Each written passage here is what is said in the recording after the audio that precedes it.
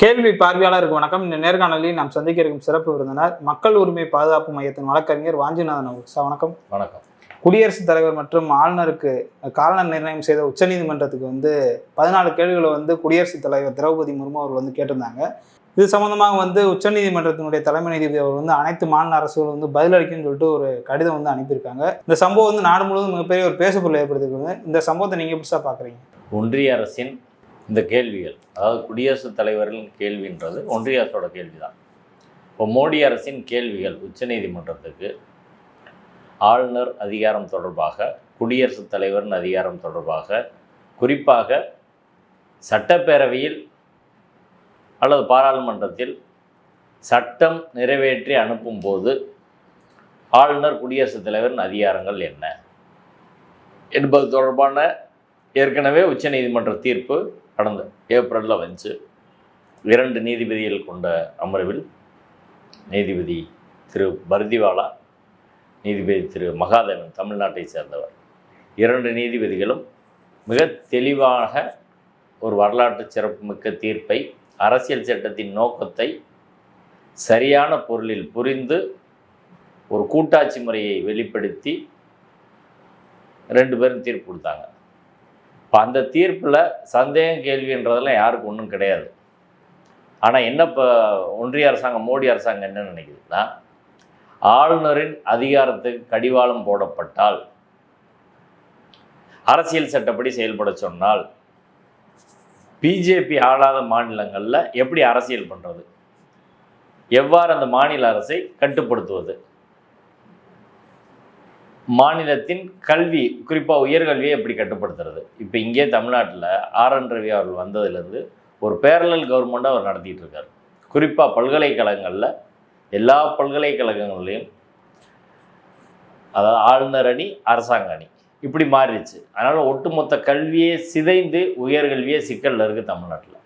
அதே போல் கல்வி மட்டும் கிடையாது, ஆளுநர் வரிசையாக சாதி அமைப்புகளை கூப்பிட்டு நிகழ்ச்சிகள் நடத்துறது, பல்வேறு வேலைகள் ஒவ்வொரு மாநிலத்திலையும் ஆளுநர் பாஜகவுக்கு ஆதரவாக எல்லா மாநிலங்களும் செயல்படுறாங்க. இங்கே வெஸ்ட் பெங்காலில், கேரளாவில் இதெல்லாம் நம்ம பார்த்துக்கிட்டே இருக்கிறோம். இப்போ இதரவாக பல்வேறு வழக்குகள் உச்சநீதிமன்றத்துக்கு போகுது.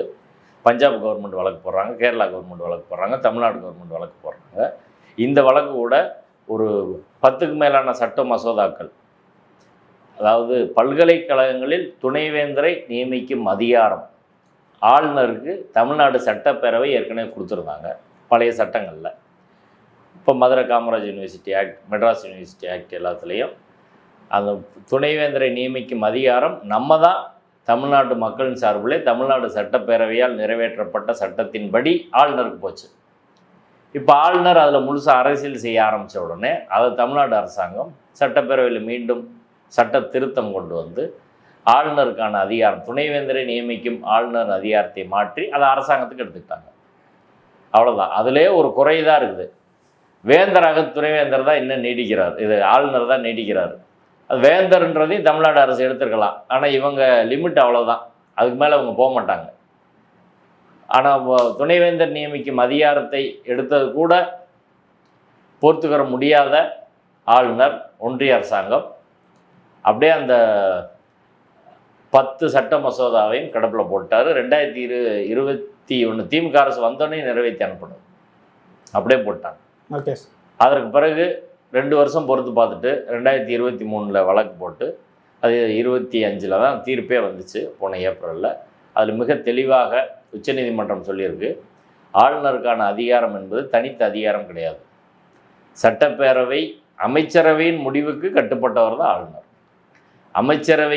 அமைச்சரவையோட கருத்து என்னவோ அதுதான் ஆளுநர் கருத்தாக இருக்க முடியும். அதுதான் மக்களாட்சி. ஆர்டிகல் 200, 201 அரசியல் சட்டம் பிரிவு 200, 201 ஆளுநர் சட்டப்பேரவையில் ஒரு மசோதா நிறைவேற்றி ஆளுநருக்கு போனால் ஆளுநர் என்ன செய்யலான்னு சொல்லி குடியரசுத் தலைவர் என்ன செய்யலான்றது 200, 201 சொல்கிறாங்க. சட்டம் போனால், ஒரு சட்டம் தமிழ்நாடு சட்டப்பேரவையிலோ கேரளா சட்டப்பேரவையிலோ நிறைவேற்றப்பட்டு ஆளுநருக்கு போகுதுன்னா ஒன்று அவர் கையெழுத்து போடணும், இல்லை திருப்பி அனுப்பணும். திருப்பி அனுப்புனா 2வது தடவை இவங்க மறுபடியும் திருப்பி அனுப்புனா அதில் கையெழுத்து போட்டே ஆகணும். இல்லை குடியரசுத் தலைவருக்கு அனுப்பணும். குடியரசுத் தலைவர் அதை நிராகரிக்கணும். நிராகரிக்க முடியாது. திருப்பி அனுப்பணும், இல்லை கையெழுத்து போடணும். ஆனால் இதுக்கு கால வரையறை உண்டா அப்படின்றதான் பிரச்சனை. இவங்க நிராகரிக்கிறது இல்லை, திருப்பி அனுப்புறது இல்லை, அப்படியே பெண்டிங் போட்டுறாங்க. கால வரையறை ஒரு 2 வருஷம் 3 வருஷம் 5 வருஷம் 10 வருஷம் 20 வருஷம் இவங்க வச்சுக்கிற முடியுமான்றது தான் கேள்வி. அதில் ஆர்டிகல் 200 ஒரு வார்த்தை இருக்குது, as soon as possible. எவ்வளோ விரைவாக முடியுமோ அவ்வளோ விரைவாக இது முடிவெடுக்கணும். ஒரு சட்டம் தொடர்பாக முடிவெடுக்கணும், அவ்வளோதான். அதில் அதை தாண்டி ஒன்றும் கிடையாது. இப்போ ஒரு வாரத்தில் முடிவு செய்ய வேண்டிய ஒரு விஷயத்தை இவங்க முடிவெடுக்காமல் வருஷ கணக்கில் வச்சுருக்கிறாங்க. அதைத்தான் உச்சநீதிமன்றம் பரிசீலித்து இந்த நாடு கூட்டாட்சி தத்துவத்தின் அடிப்படையில் இயங்குகிற நாடு, இந்த நாடு மக்களாட்சியின் அடிப்படையில் இயங்குகிற நாடு, இந்த நாடு மக்களால் தேர்ந்தெடுக்கப்பட்ட பிரதிநிதிகள், தேர்தலில் வாக்களித்து தேர்ந்தெடுக்கப்பட்ட பிரதிநிதிகள், அவர்களுக்கு தான் அதிகாரம் உண்டே தவிர ஆளுநருக்கு அதிகாரம் கிடையாது. ஆளுநர் இவங்க எழுதி கொடுத்துறதுல கையெழுத்து போடுற ஒரு அலங்கார பதவி தான் ஆளுநர் பதவி அப்படின்னு சொல்லி இது ராஜமன்னார் கமிஷன் ரிப்போர்ட்லேருந்து எல்லாத்தையும் ஆய்வு பண்ணி 400 பக்கத்துக்கு மேலே மிக தெளிவாக ஆளுநருக்கென்று தனித்த அதிகாரம் எதுவும் கிடையாது, மாநில அரசின் அதிகாரம் தான். அதை அப்ரூவ் பண்ண வேண்டியது ஆளுநரோட வேலை தவிர தனித்து அவர் செயல்பட முடியாது என்று மிக தெளிவாக சொல்லி வருஷ கணக்கில் நீங்கள் சட்ட மசோதா வச்சுருக்க முடியாது. அதனால் 3 மாதத்துக்குள் நீங்கள் முடிவெடுத்து சட்ட மசோதா தொடர்பாக முடிவெடுக்கணும்னு சொல்லி காலக்கெடு நிர்ணயம் பண்ணிட்டாங்க, அவ்வளோதான். அரசியல் சட்டத்தில் அது இல்லை. ஆனால் as soon as possible, எவ்வளோ விரைவாக முடியுமோ அவ்வளோ விரைவாக. திரௌபதி முர்மு அவர்கள் என்ன சொல்கிறாங்கன்னா 200 201 வந்து அரசியலமைப்பு வந்து ஆளுநருக்கும் குடியரசுத் தலைவருக்கும் ஒரு அதிகாரம் வழங்கியிருக்காங்கன்னு சொல்கிறாங்களே. இல்லை, ஆளுநருக்கும் குடியரசுத் தலைவருக்கு வழங்கப்பட்ட அதிகாரம் என்பது இன்றைக்கி இந்த 14 கேள்விகளையும் குடியரசுத் தலைவர் தனியாக கேட்கல. ஒன்றிய அரசு அமைச்சரவை அவங்க கேட்குற கேள்வியை தான் குடியரசுத் தலைவர் கேட்குறாங்க. இப்போ உதாரணத்துக்கு எடுத்துக்கோங்க, பாராளுமன்றத்தில் ஒரு சட்டம் நிறைவேற்றுறாங்க. அந்த சட்டத்திற்கு குடியரசுத் தலைவர் வருஷ கணக்கில் கையெழுத்து போடலைன்னா ஒரு நாட்டை நிர்வாகம் பண்ண முடியுமா?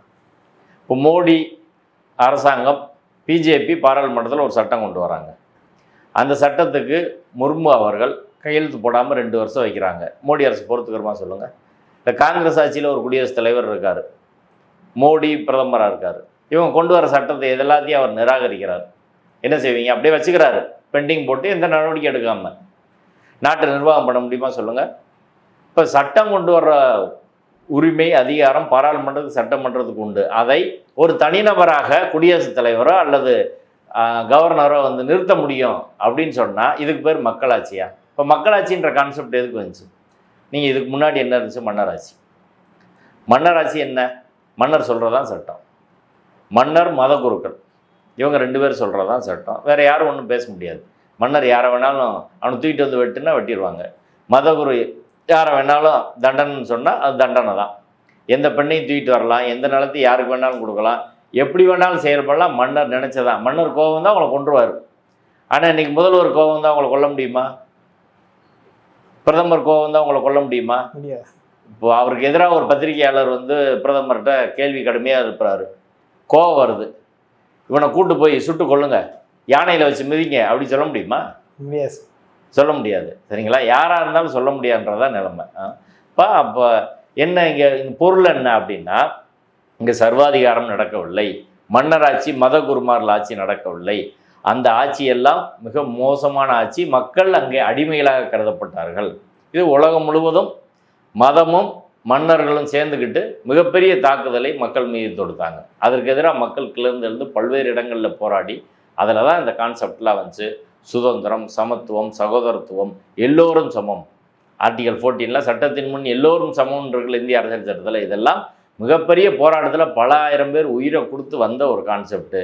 இப்போ இன்றைய கால சூழலுக்கு இந்த சர்வாதிகாரம் மன்னராட்சி என்ற முறை என்பது ஏற்புடையது அல்ல. மக்களுக்கான ஒரு ஆட்சி இருக்கணும் என்ற அடிப்படையில் தான் இந்த கான்செப்ட் கொண்டு வந்து. இது முழுமையான மக்களாட்சி கிடையாது. இங்கே கிட்டத்தட்ட முதலாளிகள் சர்வாதிகாரம் தான் நடக்குது. முதலாளித்துவ மக்களாட்சின்னு சொல்லலாம். ஆனால் அதை விட இது பெட்ரு என்ற அடிப்படையில் இதை நாம் ஏற்றுக்கொண்டு பயணிக்கிறோம். அப்படி வருகிற போது இங்கே இந்த அரசியல் சட்டம் ஒன்று உருவாக்கப்படும். இது மோடி ஆட்சி, ஸ்டாலின் ஆட்சின்லாம் சொல்ல முடியாது. இது காங்கிரஸ் ஆட்சி, பிஜேபி ஆட்சின்னு சொல்ல முடியாது.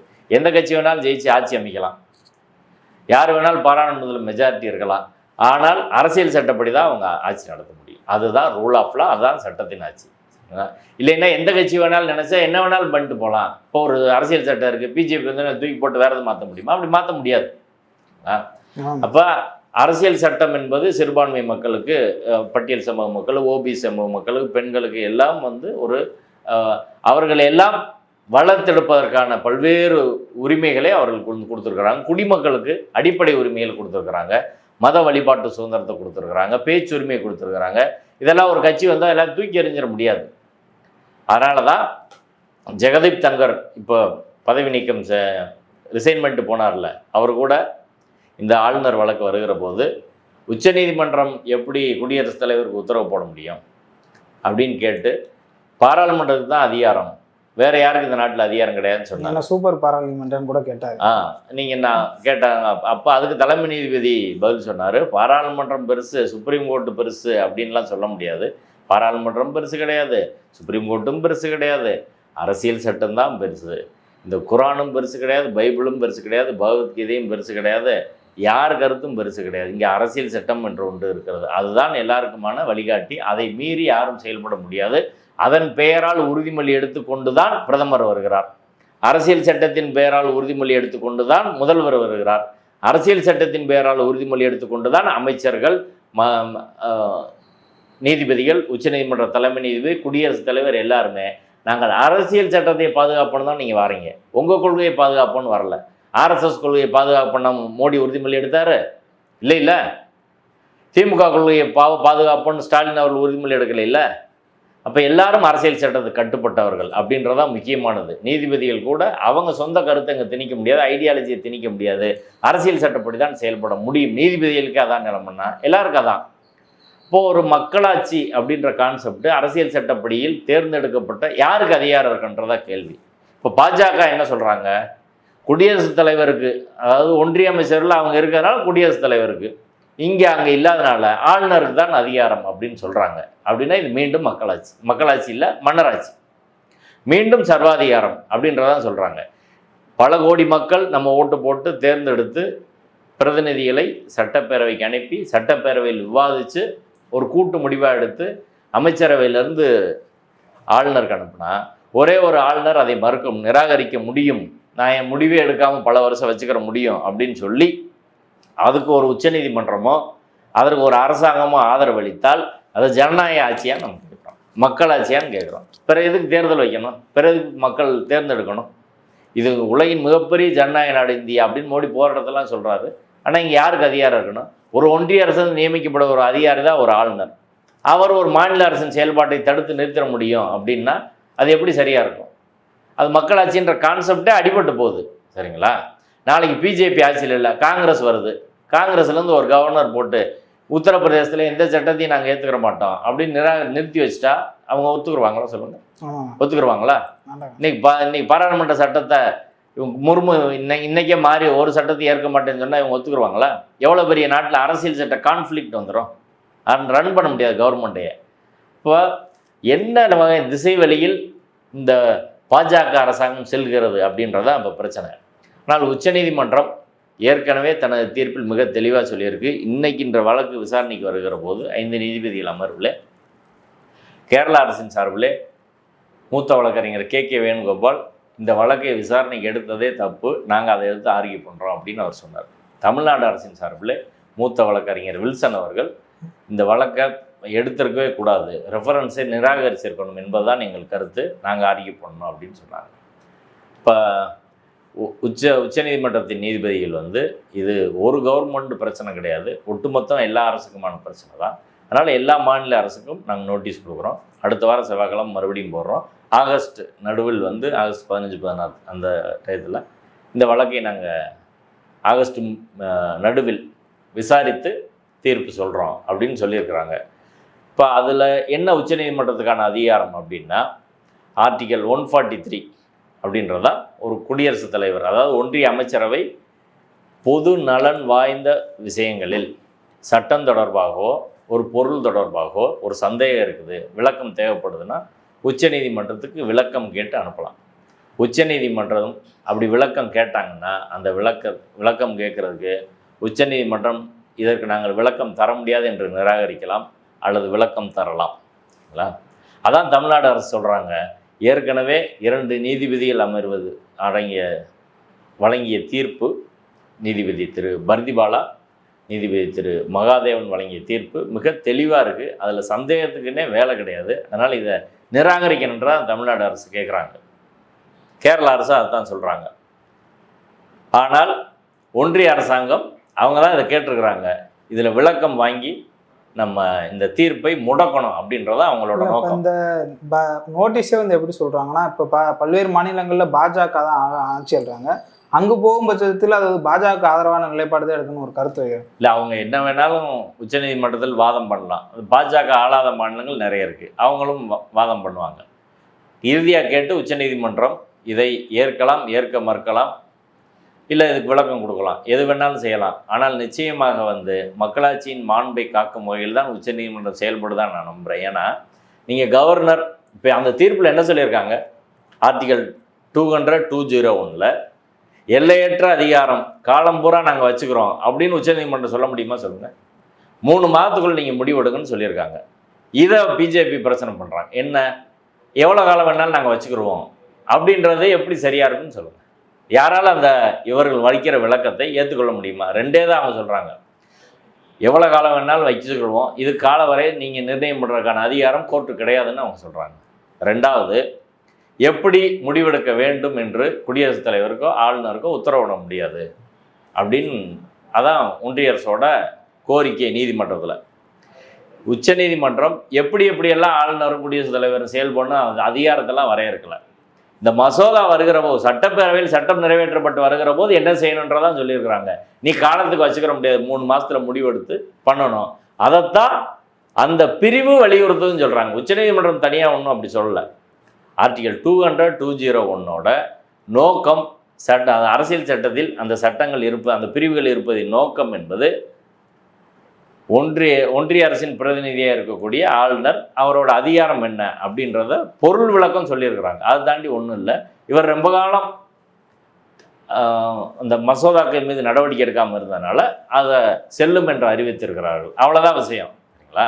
இப்போ ஒன்றிய அரசின் இந்த விளக்கத்தை ஏற்றால், உச்சநீதிமன்றம் ஒருவேளை ஏற்றால், இந்த நாட்டில் ஜனநாயக நாடு, கூட்டாட்சி நாடு அப்படின்ற தத்துவமே இருக்காது, மக்களாட்சின்றதே இருக்காது, தேர்தலுக்கு எந்த மரியாதையும் இருக்காது. இப்போ அவங்க ஏற்கனவே ஒரு ஒற்றை பாசிச சர்வாதிகாரத்தை நோக்கி இந்த நாட்டை நகர்த்துகிறார்கள். அதற்கு ஏற்றாப்புல தான் அப்படி வச்சுருக்கிறாங்க.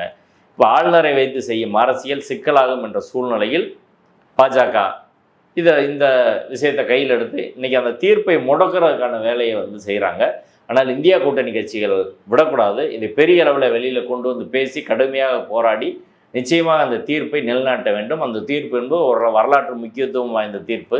அதை பின்னோக்கி செல்வதற்கான வாய்ப்பை யாருக்கும் அது வழங்கக்கூடாது. அப்போ தான் இந்த நாட்டின் அரசியல் சட்டம், மக்களாட்சி அப்படின்றது ஒரு குறைந்தபட்ச மக்களாட்சி என்பது காப்பாற்றப்படும். அதற்காக எல்லாரும் பேசணும், போராடணும். அதுதான் சரியானது அப்படின்னு பார்க்குறேன். சார், இது ஒரு புறம் இருந்தாலும் ஜெகதீப் தங்கர் அவர்கள் வந்து ராஜினாமா செய்ததுன்னு ஒரு புறம் விவாதமாகி கொண்டிருக்கேன் சார். ஜெகதீப் தங்கர் ராஜினாமா இன்னைக்கு செய்திகள் வந்துக்கிட்டே இருக்குது. அதாவது மோடிக்கும் ஜெகதீப் தங்கருக்கும் வந்த மோதல் விளைவு தான் இது அப்படின்றதான் சொல்கிறாங்க. அவர் நேற்று வரை முதல் நாள் நைட்டு வரையே ஒன்றுமே சொல்லலை. ஆனால் ஒரு மீட்டிங் வைக்கிறாரு, அதுக்கு பிஜேபிக்காரங்க வரமாட்டுறாங்க. இப்போ அவங்க கட்சி ஆட்களே வரமாட்டுறாங்க. அடுத்து பார்த்தா அவர் ராஜஸ்தான் எங்கேயோ வெளியூர் போயிட்டுருக்காரு. போயிட்டு இருக்கும்போது திடீர்னு ஏதோ பிரச்சனையாகி அவர் உடனே ரிசைன் லெட்டர் அனுப்புகிறாரு. ஊடகங்கள்லாம் என்ன செய்தி வந்திருக்குதுன்னா, அதாவது யஸ்வந்த் சர்மான்னு ஒரு நீதிபதி, ஆமாம், டெல்லி ஹைகோர்ட் நீதிபதி, அவர் வீட்டில் கட்டுக்கட்டாக பணம் எடுத்தாங்க.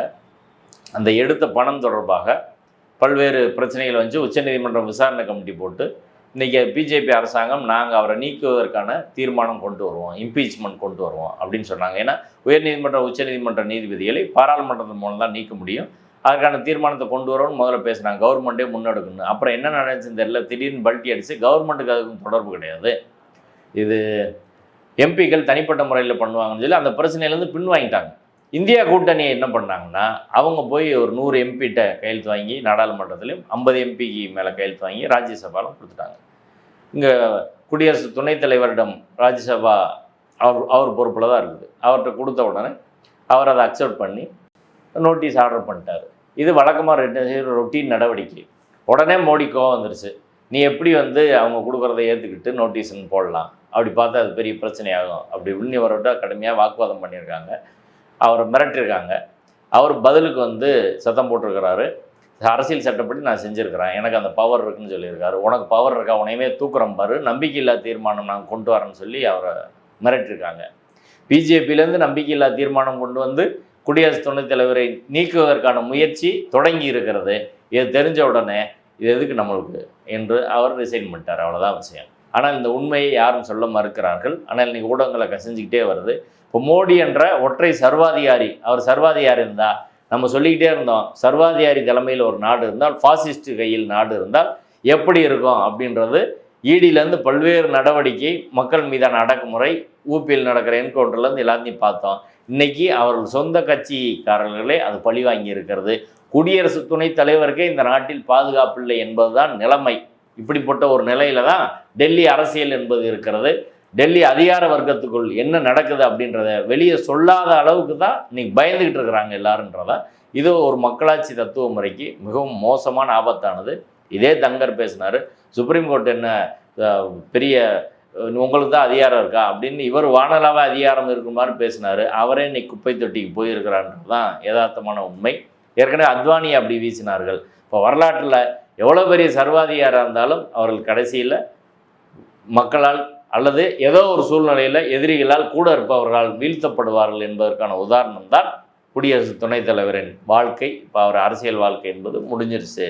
இப்போ ஒரு பாசிஸ்டர்கள் கையில் நாடு சிக்கி இருக்கிறது அப்படின்னா அது இஸ்லாமியர்களுக்கு மட்டும் பிரச்சனை இல்லை, கிறிஸ்டியனுக்கு மட்டும் பிரச்சனை அப்படின்றல, பெரும்பான்மை இந்துக்களுக்கும் பிரச்சனை, எதிர்கட்சிகளுக்கு மட்டும் பிரச்சனை இல்லை, சொந்த கட்சிக்காரர்களே பிரச்சனை. ஆர்எஸ்எஸ் தலைவர் சொன்னார் 75 வயசில் எல்லோரும் ரிட்டையர்ட் ஆகணும்னு மோடியை பார்த்து சொன்னார். ஆனால் மோடி ஆக மாட்டார். என்ன நடக்க போகுதுன்றது தெரியல. இந்த அரசியல் சித்து விளையாட்டில் என்னென்ன நடக்க இருக்கிறதோ அது ஒரு ஜனநாயகத்துக்கு நல்லது கிடையாது அப்படின்றதான். நன்றி சார். நன்றி.